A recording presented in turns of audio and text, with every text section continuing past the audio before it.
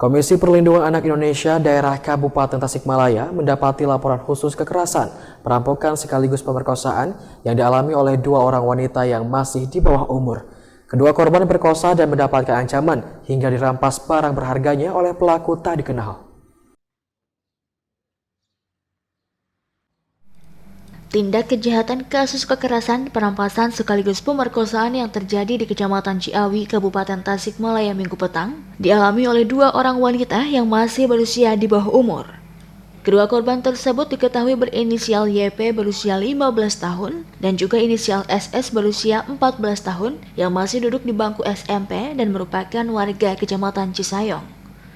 Korban mengalami 3 kasus tindak kejahatan oleh seorang pelaku tak dikenal. Atas kejadian tersebut, kedua orang tua korban langsung melapor kepada KPAID Kabupaten Tasikmalaya. Ketua KPAID Kabupaten Tasikmalaya atau Dinanto menjelaskan, setelah melakukan pendalaman, kejadian tersebut ternyata menimpa 5 orang anak, masing-masing 3 laki-laki dan 2 perempuan di bawah umur. Hanya saja 2 diantaranya mengalami kasus pemerkosaan sekaligus perampasan berupa anting dan juga HP milik korban.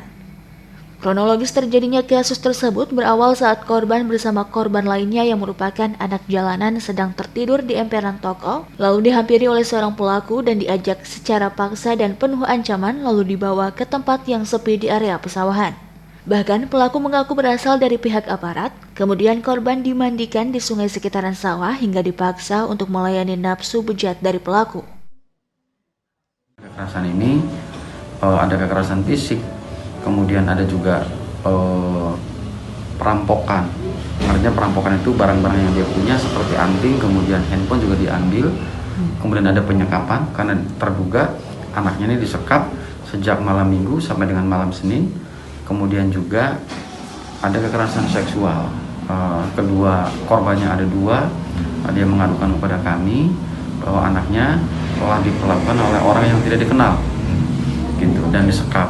Kemudian setelah kita dalami dan kita investigasi ternyata diduga korbannya ada 5. Di mana korban ada 5 ini adalah dua orang anak perempuan yang usianya 14 sama 15 tahun.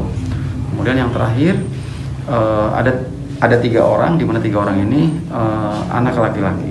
Sama masih kategori anak-anak, tetapi memang anak-anak laki-laki ini dari pendalaman yang kami lakukan dia juga diduga ikut disiksa.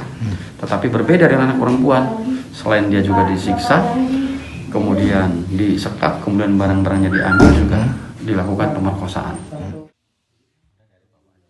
Atau menambahkan, usai menerima laporan tersebut, pihaknya langsung melakukan terapi kepada para korban sekaligus mendalami kasus yang dialami korban. Pihaknya juga mendapati unsur pidana atas kasus tersebut dan akan melaporkan ke Polres Tasikmalaya Kota sehingga pelaku bisa segera ditemukan dan ditindak secara tegas sesuai perundang-undangan yang berlaku.